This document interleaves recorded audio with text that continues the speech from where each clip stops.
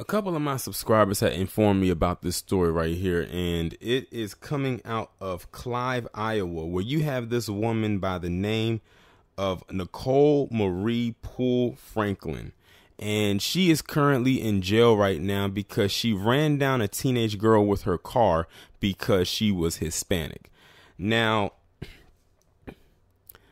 a part of me wants to feel extremely bad, but the other part wants to say, hold your own nuts. Now, granted, what happened to this girl is very messed up because that is a form of racism, and it is.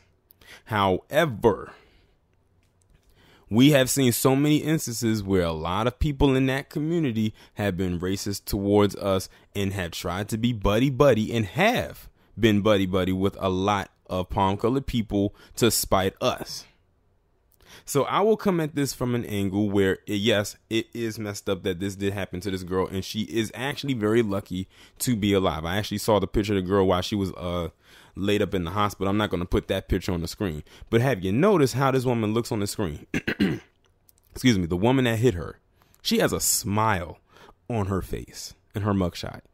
I always say when people smile in their mugshots, they are proud of what they did. They have no remorse. She feels glad that she did. She probably hopes that she did damage to this girl that could have lifelong effects since she wasn't successful in killing her.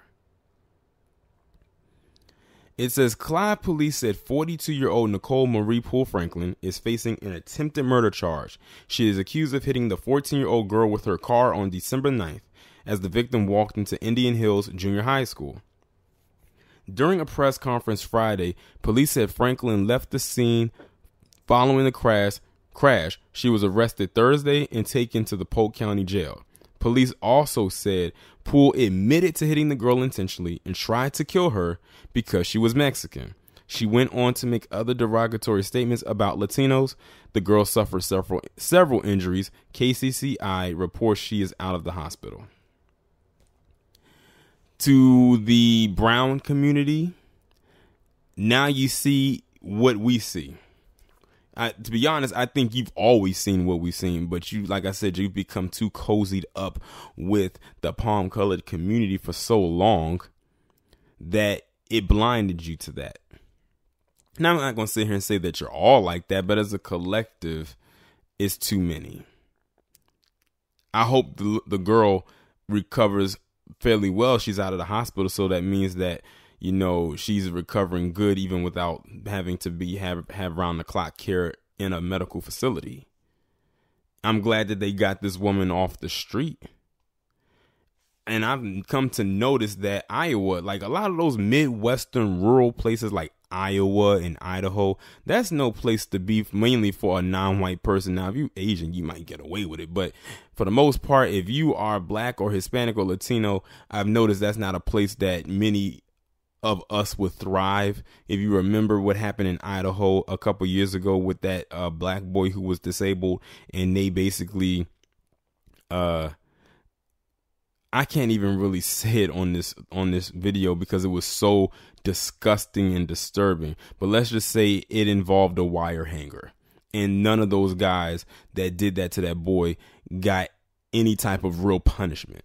It was even stated that one of the boys got sent up there to go to school there because he was a handful down where he was from, which I think was Texas. And I said, oh, the irony, Texas. But yeah, many of them will have to learn the hard way that they are racist.